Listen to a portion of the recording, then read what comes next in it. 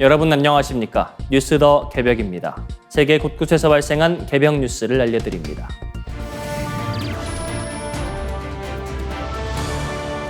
AI로 인간의 몸을 가상 복제해 각종 치료와 질병 연구에 활용하겠다는 메타의 대규모 프로젝트가 공개되며 전 세계적인 화제를 모으고 있습니다.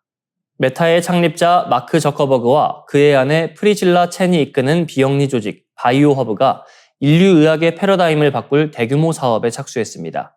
버추얼 바이올로지 이니셔티브로 명명된 이번 계획은 무려 5억 달러, 한화 약 7,400억 규모의 막대한 자금이 투입되는 초대형 프로젝트입니다. 이번 계획의 핵심은 인간 세포를 가상 공간에 정밀하게 재현하는 인공지능 모델을 구축하는 것입니다.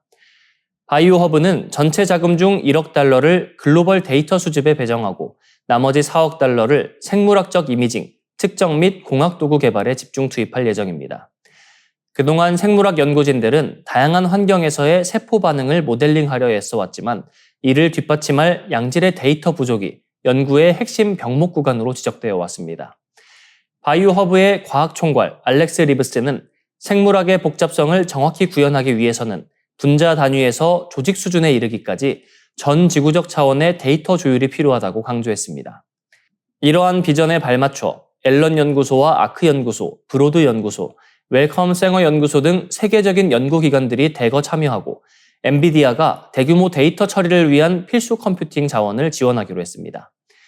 저커버그는 이미 지난해 바이오 허브의 장기 목표가 AI와 생물학 연구를 결합해 모든 인간 질병 치료에 기여하는 것이라고 밝힌 바 있습니다.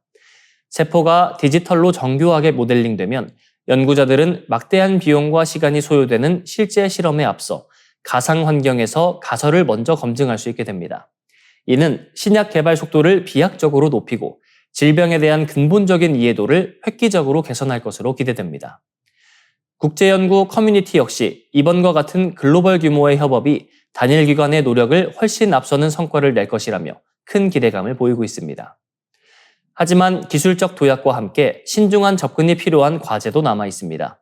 프로젝트의 규모가 방대해짐에 따라 민감한 생물 정보의 관리, 소유권, 그리고 데이터 신뢰성 문제가 핵심 쟁점으로 떠오르고 있습니다. 생물 데이터가 미래 산업의 중요한 자원으로 부상하면서 과연 누가 데이터를 통제하고 어떤 기준과 윤리로 활용할 것인지에 대한 사회적 논의가 불가피해진 것입니다. 이번 프로젝트는 AI 기반 생물학 연구의 무한한 확장 가능성을 증명하는 동시에 대규모 유전 및 세포 데이터 활용에 관한 엄격한 국제적 기준을 마련하는 계기가 될 것으로 보입니다. 북한 경제가 최근 몇 년 사이 예상 밖의 회복세를 보이고 있다는 미국 주요 매체들의 분석이 나왔습니다.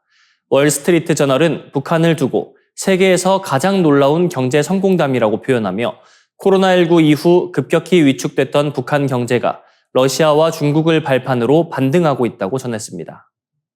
한국은행 추정에 따르면 2024년 북한의 실질 국내 총생산은 36조 9,654억 원으로 전년보다 3.7% 증가했습니다. 이는 8년 만에 가장 큰 폭의 성장률입니다.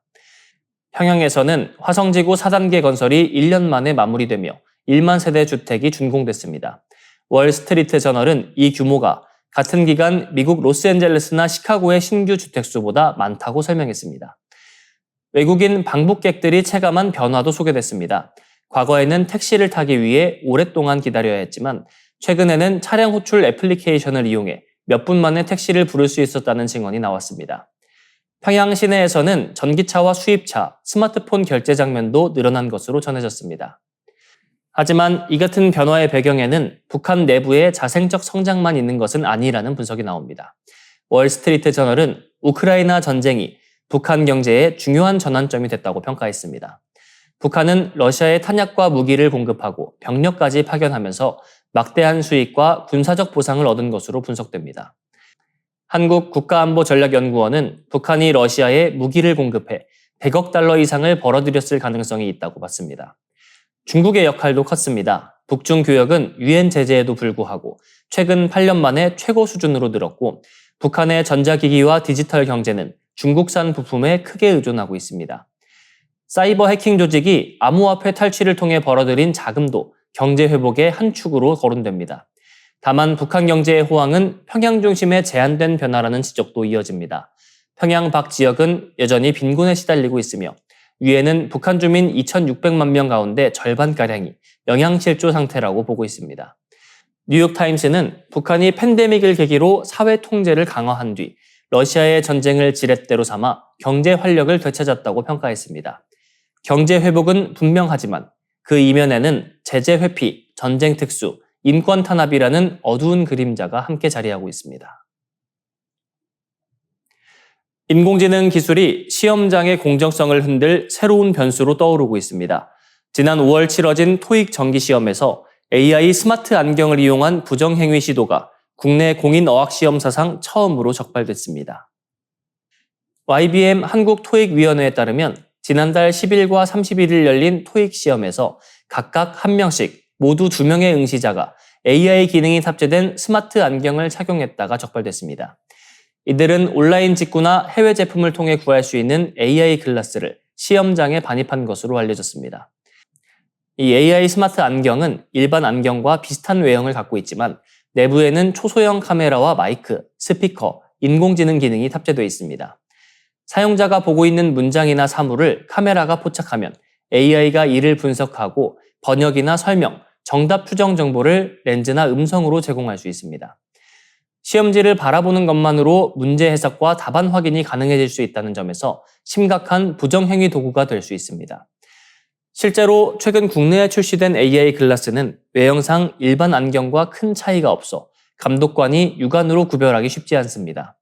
맛집 추천, 사물 설명, 실시간 번역 같은 편의 기능은 일상에서는 장점이지만 시험장에서는 공정성을 위협하는 통로가 될 수 있습니다. 해외에서는 이미 유사 사례도 보고되고 있습니다. 중국과 일본에서는 AI 글라스를 이용해 시험 문제를 해석하거나 답을 확인하려다 적발된 사례가 이어지고 있습니다.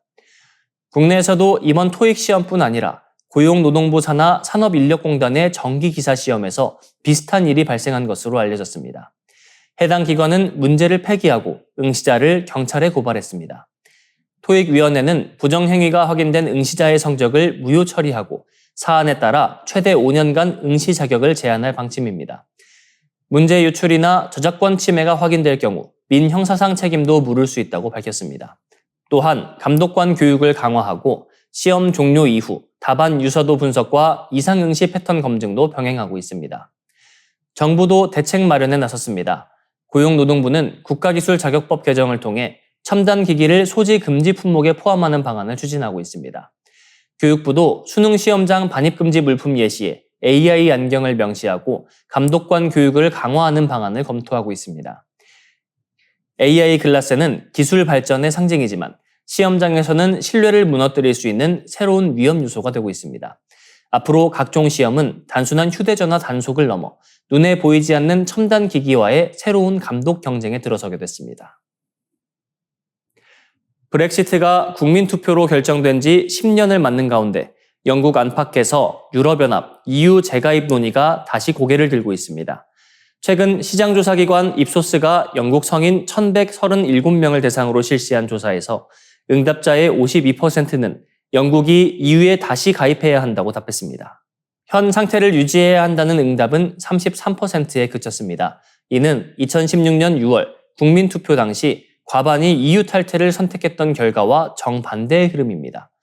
당시 영국은 EU 규제가 국내법보다 우위에 있다는 불만, 막대한 분담금 부담, 이민 통제 문제 등을 이유로 브렉시트를 선택했습니다.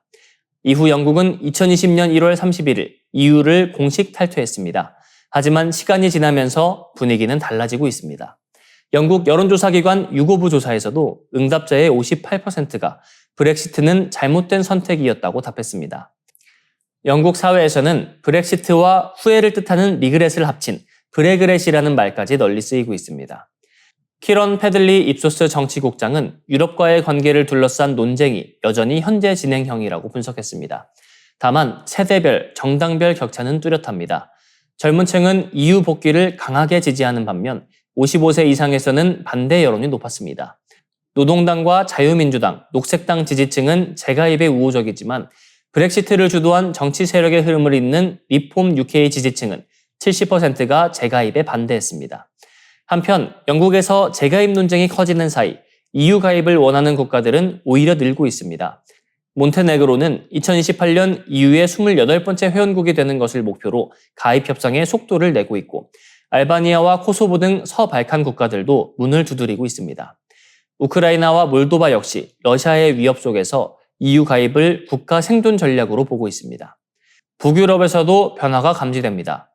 과거 EU 가입을 거부했던 노르웨이와 협상을 중단했던 아이슬란드까지 다시 EU 가입을 검토하고 있습니다.